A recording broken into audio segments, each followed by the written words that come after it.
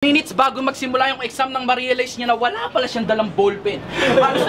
Halos 5 beses niya nang kinalkal yung bag niya, mukha na siyang timang pare. Nangiram ng lahat, tablado pa rin sa mga kaklase hanggang sa di siya pinag-exam at pakiramdam niya lahat ng pinaghirapan niya, nagkanda leche-leche, kaya nagalit siya sa mundo. Tapos, doon na siya nagrebelde.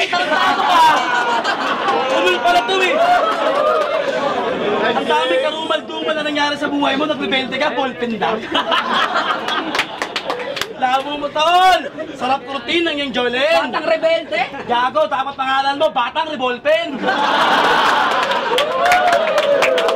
At ikaw, Boy Solven! Siniba ka na ng isang 3GS, di ba? Tapos seto ka ulit? Bayaw, ganyan talaga ang malanding pusi, medyo makulit. Gago, estilo mo puro ka plastikan, dehins ka malupit. Ganyan talaga kapag plastic, pag ulit-ulit ka mang i-recycle, sisibakin ka pa rin ulit. Kaya sibak tong chismoso na mas madaldal pa sa loro. Sobra mong bobo, sabi na kay Acer, kumakain siya ng troso. Troso? Gago, katapat mo si Liljan at pistolerong malabo ka ng Marijen ng iyong tango. Anong silbi ng iyong tango? Kinakain namin yung mismong tao. Kaya ano, mga tarantado? Akala nyo walang bilang? Mga idol nyo tong mga to? Gago, talunin to, madali lang. Gago, taglayin yung lakas sadyang pangkaraniwan. Samantala kami pinagsanit balikan ng pwersa ni Stanley at kay Pistolero at kay Liljan. Mga walang bilang, yung mga ganitong klaseng kalakasan hindi nyo saklaw. Yung estilo nyo kailangan pa ng padulas para magkasilbi kasi puro kayo ampaw. Ampaw, kaya kung papangalandakan nyo na malulupit na rapper kayo mga tarantado, that's not true.